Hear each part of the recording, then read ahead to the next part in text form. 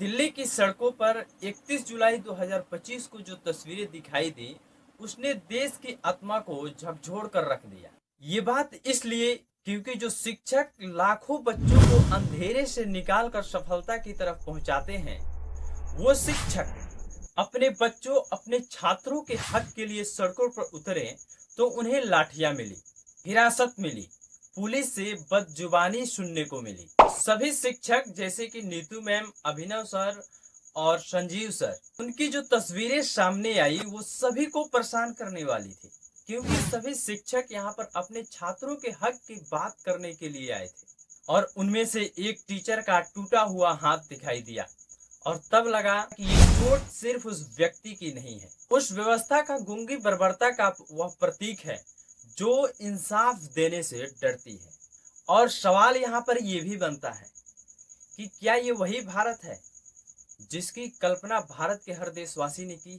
क्योंकि यहाँ पर उस गुरु को सजा मिलती है जो अपने बच्चों के लिए, अपने छात्रों के लिए, उनके हक की लड़ाई के लिए आवाज उठाता है।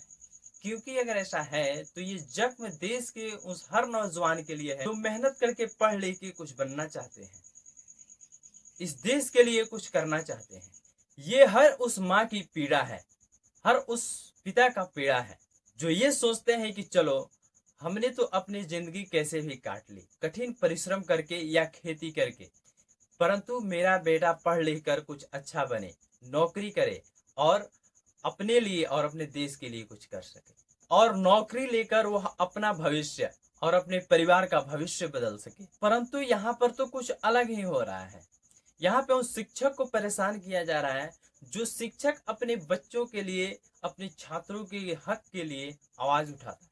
नहीं भैया नहीं, हमने तो ऐसे भारत की कल्पना कभी नहीं की जहाँ पे एक गुरु को अपने छात्रों के हक की आवाज उठाने के लिए उन्हें सजा दिया जाए। क्योंकि जब शिक्षक और छात्र इंसाफ की लड़ाई लड़ते हुए लहूलुहान हो तो ये लड़ाई सिर्फ उनकी नहीं होती, ये लड़ाई पूरे समाज की होती है।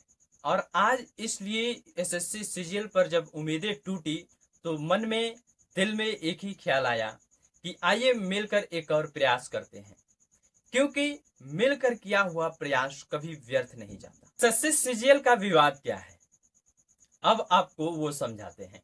दरअसल एसएससी सीजीएल यानी स्टाफ सिलेक्शन कमीशन सीजीएल की परीक्षा हर साल करोड़ों युवाओं के लिए एक नई उम्मीद लेकर आती है।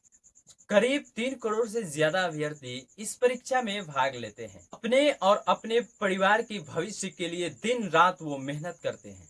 लेकिन हॉल के वर्षों में ये परीक्षा कम, लेकिन विवादों का केंद्र ज्यादा लगा। 204 के टायर 1 के रिजल्ट ने इस पर शक की सुई और तेज। अचानक ऊंचा कटऑफ और कुछ खास के केंद्रों में लगातार चयन और रोल नंबरों का पैटर्न कुछ खास इशारा कर रहा था, तो लगा कि यहाँ जरूर कुछ बड़ा हो रहा है। छात्रों ने इसे धांधली माना और आवाज उठाना शुरू कर दिया। 2025 में हालात और बिगड़ा।